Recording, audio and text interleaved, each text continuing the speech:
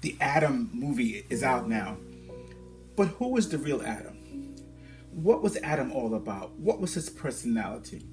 What we know about Adam is, of course, what we read in the Bible.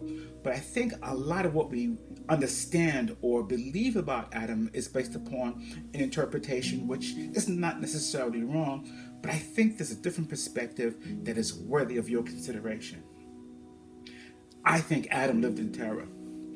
I think Adam, when Eve saw him, would have been a man who had been mauled, a man who had been bitten, a man who probably had been disfigured, a man who had fallen down, a man who had been attacked by animals, a man who had to fight day in, day out, until he learned how to live within his world. Adam was alone. The Bible says that when God created Adam, that he squeezed him from the ground, from the clay, and then he breathed into Adam and made Adam a living soul. You see, after that, Adam was really on his own. Hear me. God does not walk with Adam any more or any less than he walked with us. He's no respecter of persons. And don't believe because somebody came first or may have more prestige that they're closer to God than you. It's not true. Jesus himself found himself with the people who were considered underclass. God is no respecter of persons. Adam had the same aloneness that we sense when we are away from God, hence the necessity from Christ. So when Adam first opened his eyes and was alive, he was his own. We think that Adam walked on an earth in which the animals were nice and docile. If the animals had been nice and docile, God would have said so. If the animals had been nice and docile, the whole situation would have collapsed. They would have needed some other means of feeding themselves. They were just as predatory, just as aggressive, just as bloodthirsty, just as natural as they are now, which means that some of them may have seen Adam as prey. Adam would have to have defended himself like David did as a shepherd boy, probably without the invention of a sling yet. Adam had to run. And on the first night, of course, Adam would have been afraid. He was hearing sounds and rustling, and perhaps his first encounter with predators were that night. So when God decided to put Adam to sleep in which to create Eve, perhaps that rib was the only thing left that was unbroken. Perhaps he had to put Adam to sleep because of Adam's pain. Adam had no doctor. Perhaps Adam had been diseased or even had poisoned himself, knowing not quite what to eat. I know the Bible says he was placed in a garden and all that was in the garden was good to eat, yet still we have to deal with this thing because God will have to deal with this thing. So when Adam first saw Eve, he knew what she was about because he had these experiences. God created Adam in such a fashion and put him in a situation in which he knew what was not going to happen, so that Adam would have to have faith in him. The same things happen to us. We're in situations in which we've never seen before and hopefully we'll never see again, and we don't know our way out. But God provides an escape thereof. Adam was also a vessel. Adam was also a prophet.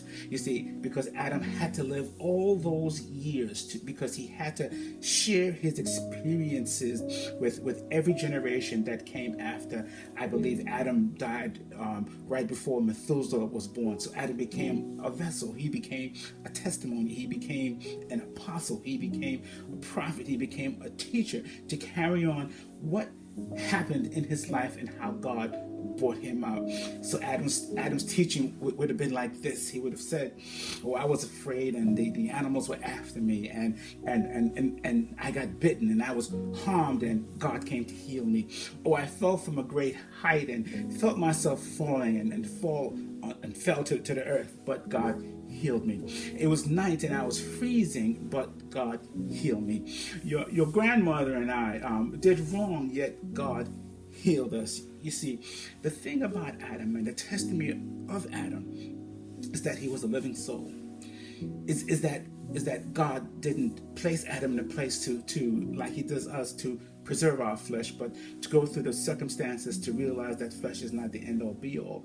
And that's why he gave us a living soul. That living soul is the backup plan. So when all else fails, Adam knew he had a living soul, and he had that connection with God, which could not have been extinguished. Adam would have had to have been a disfigured person, because Adam would have been disfigured, because Christ was the second Adam, and Christ himself had no beauty that we would honor him.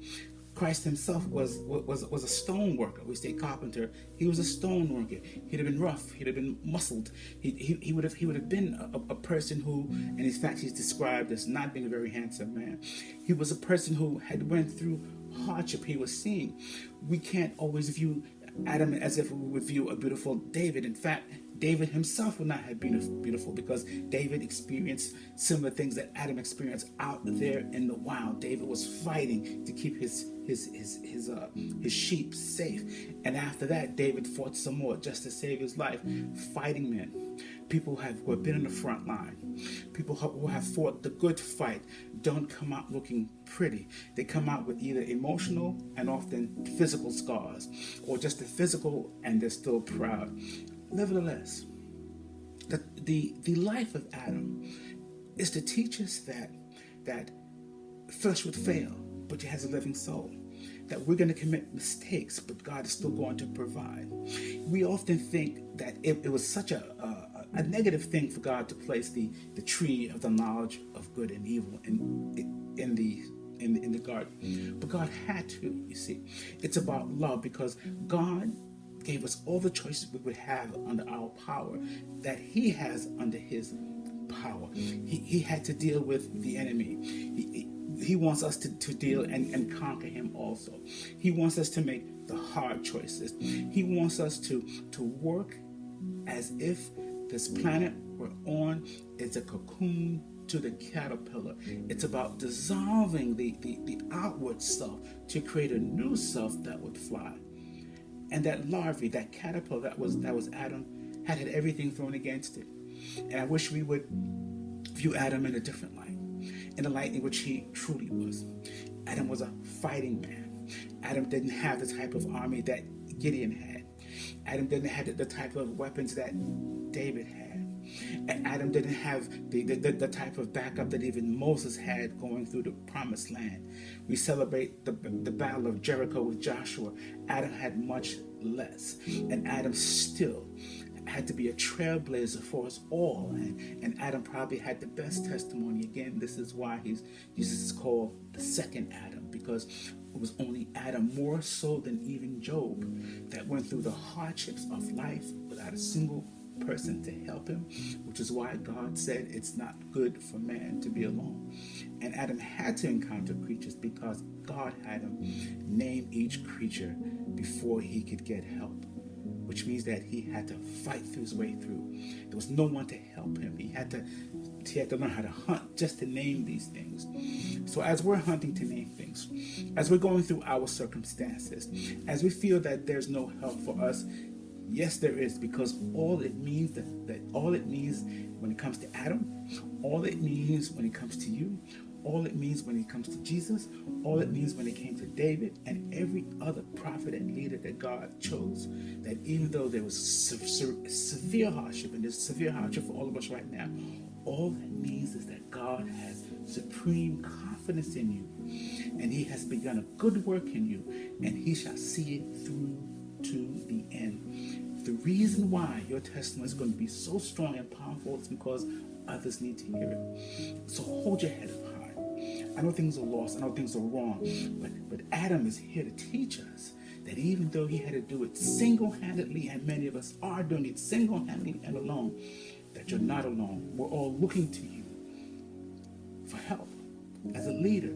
And even though we put Adam in a bad light, because they put us in a bad light, they talk about us, yet still, here today, we understand what that great forefather of ours, Adam, had to deal with, and how he actually came out on top, because God blessed him with children.